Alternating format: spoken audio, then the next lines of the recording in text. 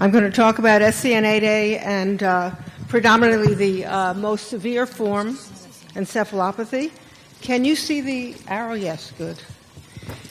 And this is my new license plate. You see it says Michigan, and it helps me find my car when I'm distracted in the parking lot. I see, oh, that's me, SCN8A. My lab has been working on mouse mutants with SCN8A since 1995, more than 20 years. They were mostly complete or partial loss of function, and they had predominantly movement disorders.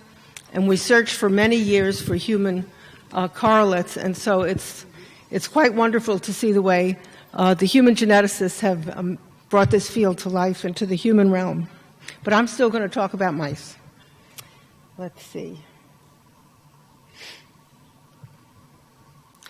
So again, you can see that most of the mutations in SCN8A are in the transmembrane domains, with mutations in the inactivation gate, some of these little linkers, and a lot of mutations in the C-terminus. And they're all missense when we're talking about epileptic encephalopathy, and they're all de novo in the affected children.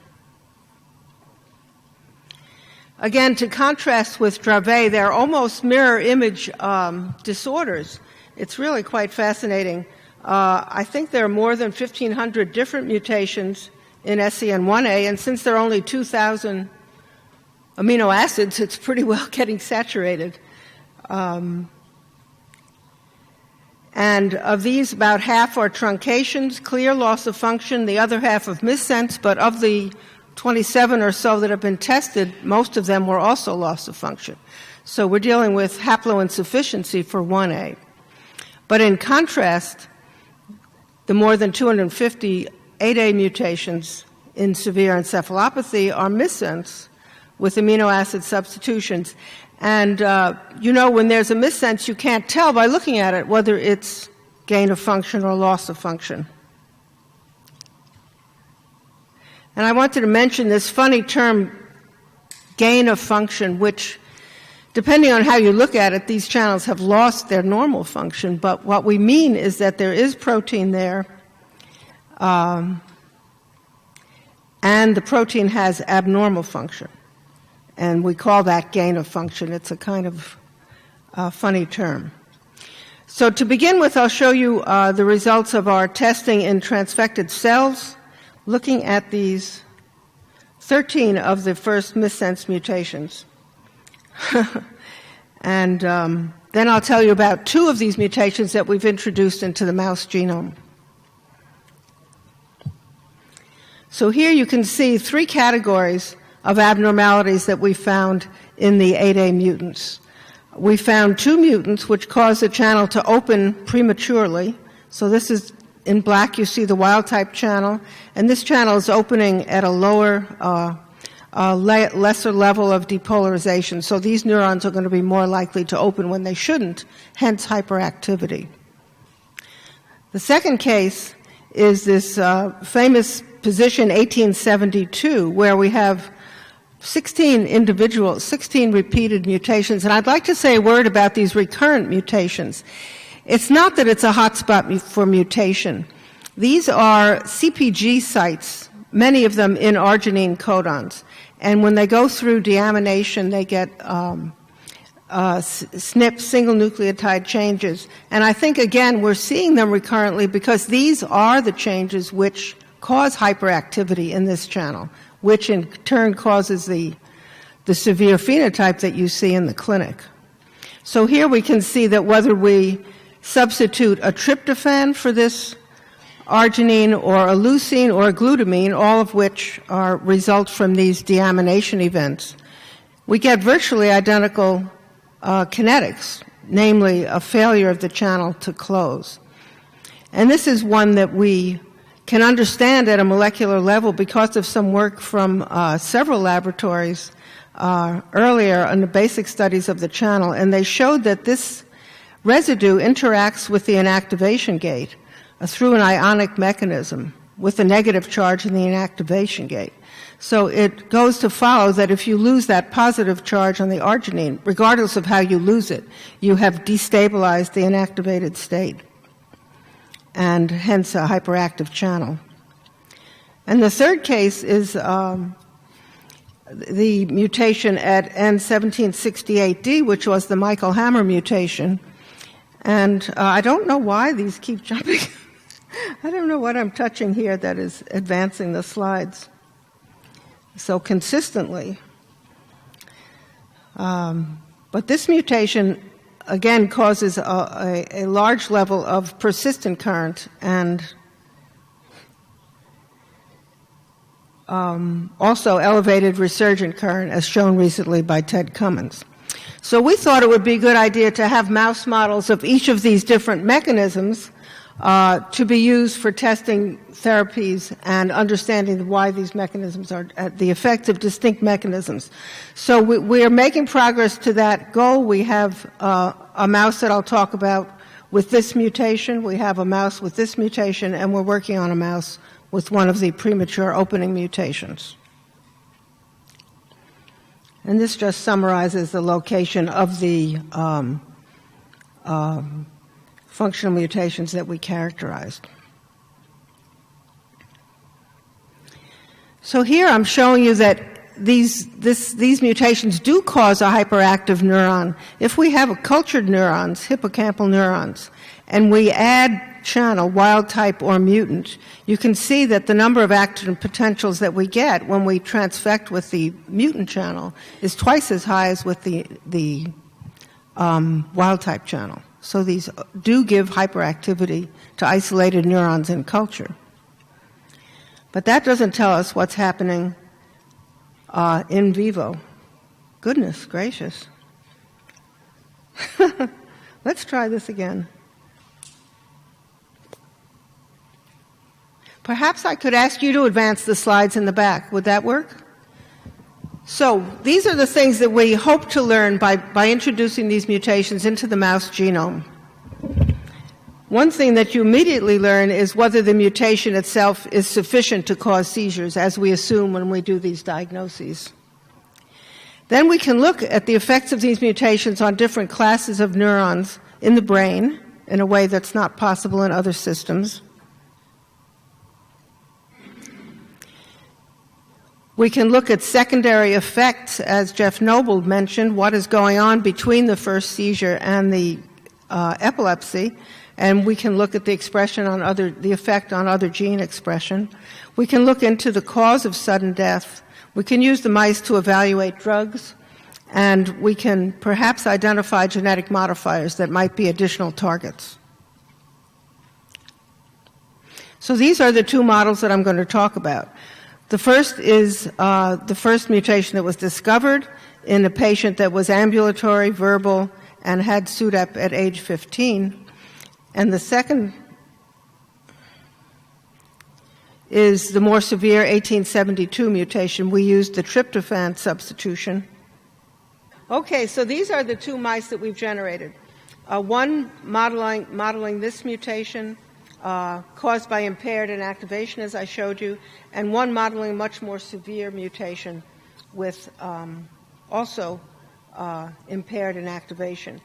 The first case we did a standard mouse knock-in, and for the second case we've made a conditional knock-in, which allows us to regulate turning on this mutation by expression of Cre recombinase. And to summarize in brief, both of these caused epilepsy in the mice, with greater severity. So the first mutation, the onset is between 2 and 4 months, gradual, older than in the children. In the second case, the onset is at 2 weeks. The duration is shorter in the mice, too, than it is in patients, 1 week in the N1768D and very brief in the more severe mutation. The penetrance is incomplete in one case and complete in the other case.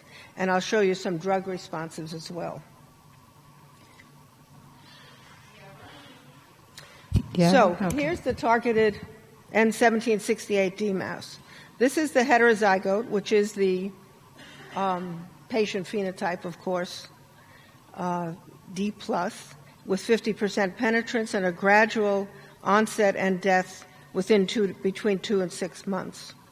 We were able in the mouse to put this mutation opposite a null allele to ask what happens if you eliminate the wild-type allele with the same level of expression of the mutant allele, and you can see it's quite a bit more severe there.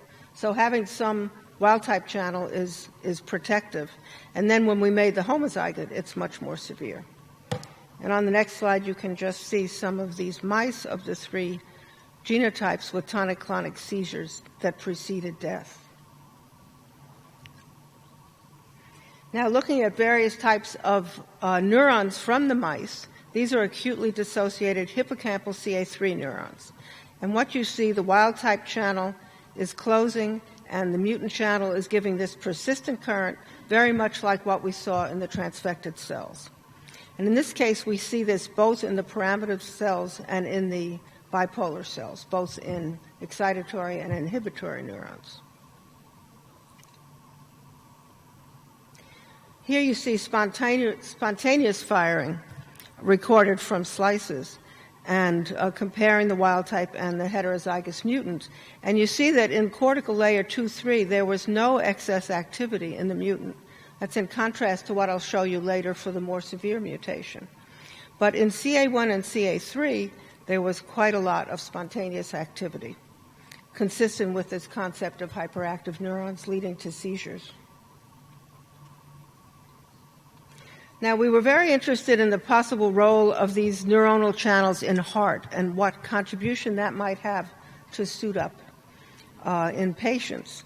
And so we investigated the level of these transcripts. This is quantitative RT-PCR.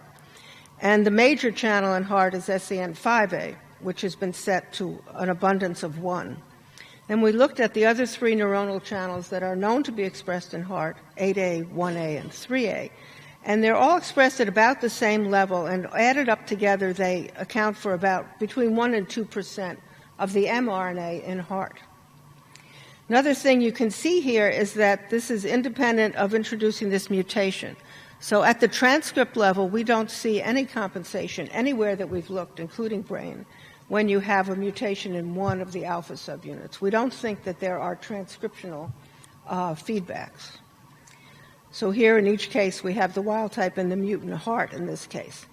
And so I always wondered, does this really make a difference? Is this just promiscuous expression, or is there actually some functional consequence of having the neuronal channels in the heart? So with this gain of function channel, we were able to ask that question and see some real qualitative changes in the behavior of the heart muscle, which is not showing up. There it is. So here you see firing of cardiac myocytes in culture in response to a stimulus. And here's the wild-type cells with a one single response. But in the mutant cells, we often see this hyperactivity very much like what I showed you in neurons. So to me, this says that, yes, even though these channels are present at very low levels, having a gain-of-function abnormal channel can affect the cardiac function. This is another assay of cardiac function where we're just looking at the length of the myocyte in culture. And in the wild-type case, whenever you pulse it, you get a nice contraction and then comes back to normal. But in the mutant cells, there's a lot of aberrant activity, arrhythmic activity.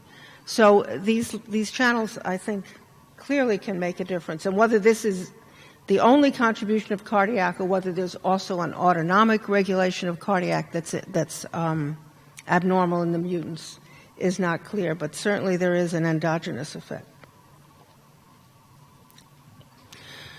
We also looked at the effect of this SCN8A mutation on expression by RNAseg.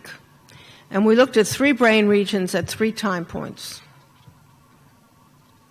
We were able to get data on 24,000 transcripts, and we limited the analysis to changes that were at least threefold to be sure that they were real.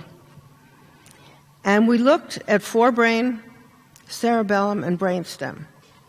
And when we looked before the animals had any seizures, there were no changes. The RNA-seq patterns were virtually identical.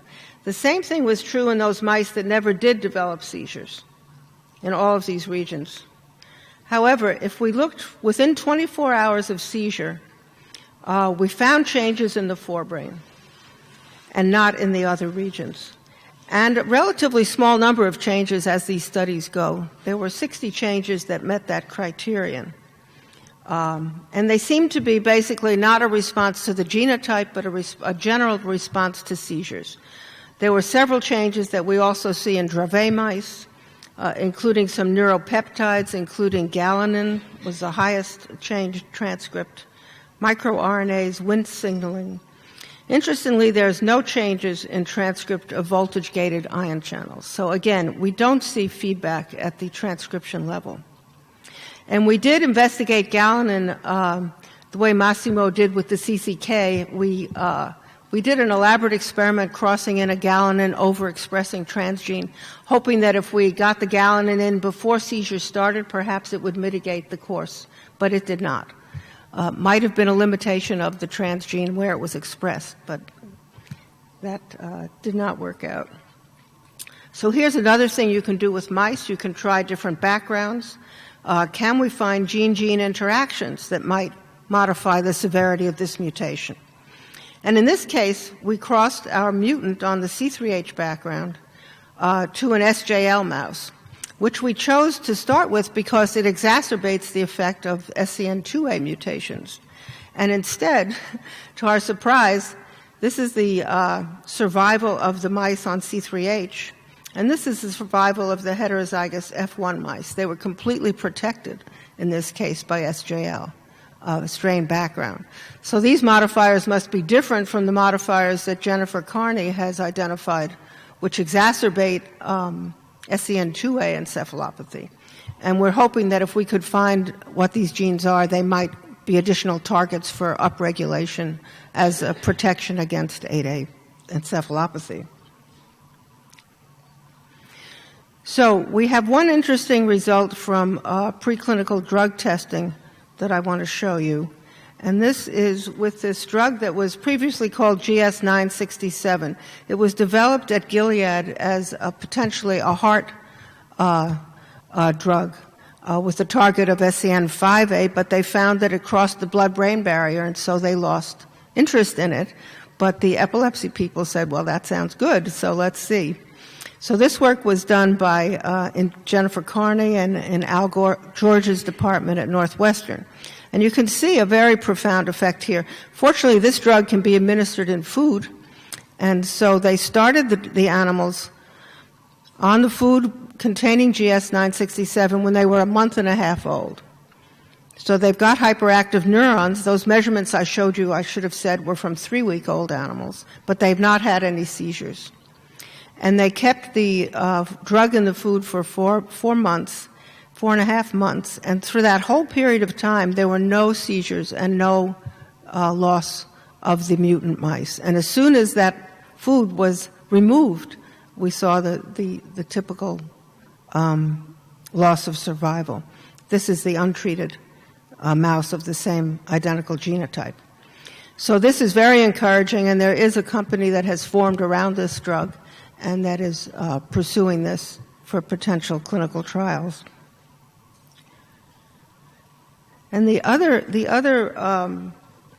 place that the animals have gone is to Xenon out in British Columbia, and they're developing what they hope are going to be SCNSA-specific drugs that will avoid the problem of inhibiting other channels.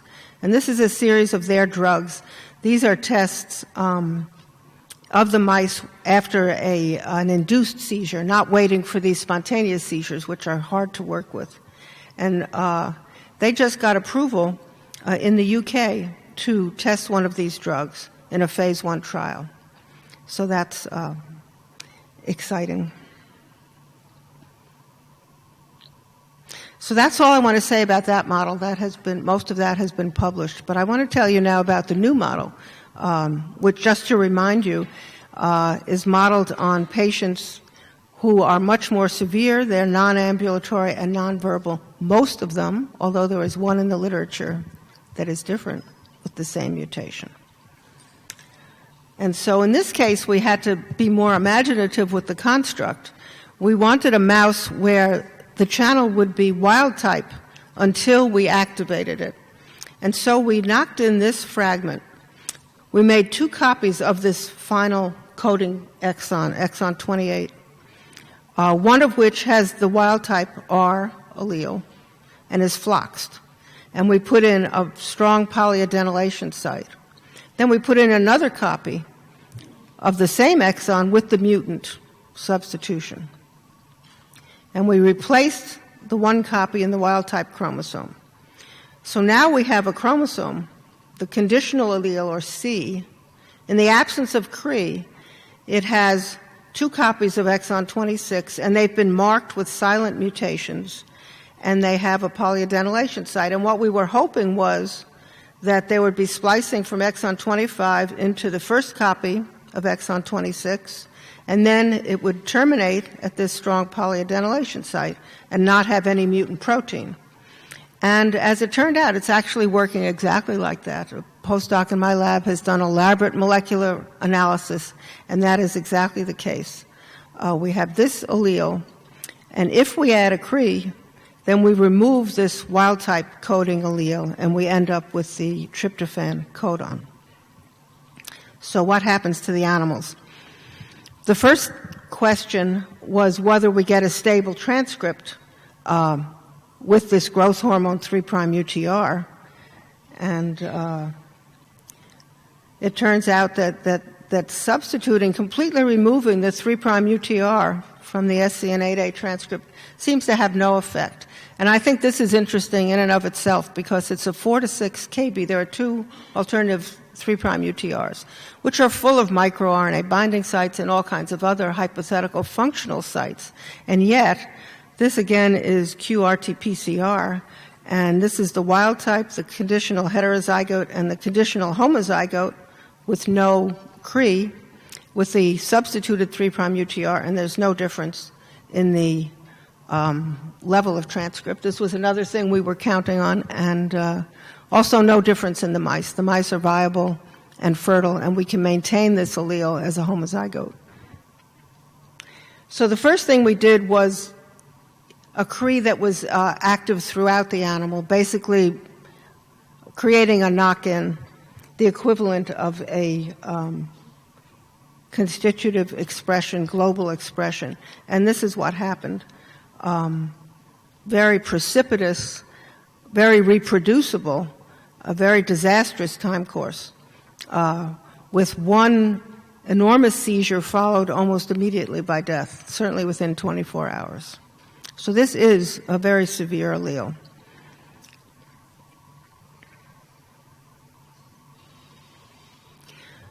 Looking at some of the neurons again, this time the cortical layer 2-3 pyramidal neurons were looked at. We looked at P9 before any seizures. Everything looked normal. And of course, expression of 8A is coming up during this period between 2 and 3 weeks of age in the mouse.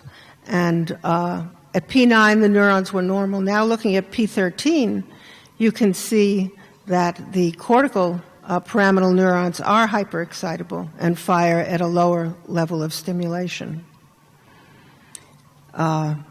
unlike what happened with the 1768D. And this is their spontaneous activity, continuous firing. This is at P13, no seizures visible, but these neurons are wildly hyperactive, and whereas the same neurons from the other mouse were not. So this is the EEG recording from a video EEG of one of these fatal seizures. And this was done by Howard Goodkin at the University of Virginia. And the interesting thing about this is related to what Jeff Nobles was talking about, because what they see in their videos is a running fit marked by this probably muscle signal here, and a delay of 7 to 10 seconds before you see involvement of the hippocampus or the cortex. So it suggests that, in fact, these seizures are having an origin in the brainstem, perhaps, but certainly elsewhere. So we've begun to cross in different crees and see what we can learn. We can either cross them in as transgenes or we can inject into the brain. And we think this mouse has a lot of potential for learning a lot about this disease. But here's the first thing that we've seen. Now, this is a case where this is the global knockout that I showed you, or knock-in. This is the EMX1 cree, which is active in excitatory neurons. And this gets us all the way to 100% loss. This is, in that sense, reproduces the phenotype but delayed by 2 months before getting to that level. And when we do the same thing with the GAD2 cree, which is expressed in inhibitory neurons, we haven't seen any loss yet, and we're up to 6 or 7 months. So again, in inverse to the 1A story, the effect of these gain-of-function mutations in 8A seem to be predominantly in the excitatory neurons. So to summarize what I've said about the mouse models, we have shown that the GOF mutations are sufficient for seizures and for sudden death. We're finding hyperactivity of various types of neurons depending on the mutation. We find that there is variation in the mouse strain background that we may be able to use to find modifiers that we can work on. We can use the animals to test new drugs. The conditional allele is functioning as we intended, and the excitatory neurons have a key role in seizures in the 8A encephalopathy. We haven't found our way to the hypotonicity and the other movement problems in these gain-of-function mice. And again, these mice will be available for other laboratories to work on. I have a few more slides which on the human subject. Now, you just heard about these 2 missense mutations that were identified in patients with ID and no seizures. And again, they were tested in transfected cells, and I just wanted you to see that they really do look like complete loss of function compared with the wild-type channel. And more recently, we've looked at a family with myoclonus and no seizures. And this family has 5 affected individuals, and they're heterozygous for proline 1719 to arginine. And in this case, again, there's loss of function, but not complete loss of function. So this is another category of SCN8A disorder. And finally, this idea has been raised in several people's minds. Since 8A is such a major excitatory channel, is it possible that downregulation of 8A could be a general treatment regardless of the, not limited to SCN8A mutations, but much more general? And we know that elevated activity causes epileptic encephalopathy. It's been shown in the mouse that if you use a heterozygous null mouse, you're protected against electroconvulsive shock, kainate-induced shock, fluorethyl shock, kindling, and against the Dravet syndrome phenotype. So reducing 8A seems to have this general effect. And the compound GS967, which reduces persistent current, which in vivo is largely derived from 1.6, is protective against mutations, again shown in the mouse in 1A, 2A, 8A, and electroconvulsive shock. And finally, cree inactivation of 8A also protects against kainate-induced seizures. So there is a potential that this could be a very widely useful approach if we can find channel-specific blockers, drugs that have a good effect on 8A. And there's a lot of molecular biology going on with efforts to knock 8A down as potential therapy. And I'll just end by a note of caution. As you know now from human, 50% reduction in 8A is associated with intellectual disability. In the mouse, we saw anxiety-like abnormal behaviors in the heterozygotes. We know that if you go to 90% reduction, you have a very severe dystonia. And of course, 100% is lethal. So it's going to be one of these situations that has to be precisely regulated quantitatively, if that's possible. But it's a tantalizing possibility. And so I'd like to end by acknowledging the tremendous role that Parents Group have had in the SCN8A field, as well as in SCN8A 1A and 2A. And this was an 8A meeting that was organized in 1815 by the Wishes for Elliott Foundation. And finally, acknowledge my collaborators, especially J.C. Wagnon, who's now job hunting, and Rosie Bunton, who's returning to London, having completed a postdoctoral fellowship, and acknowledge our funding. And thank you for your attention.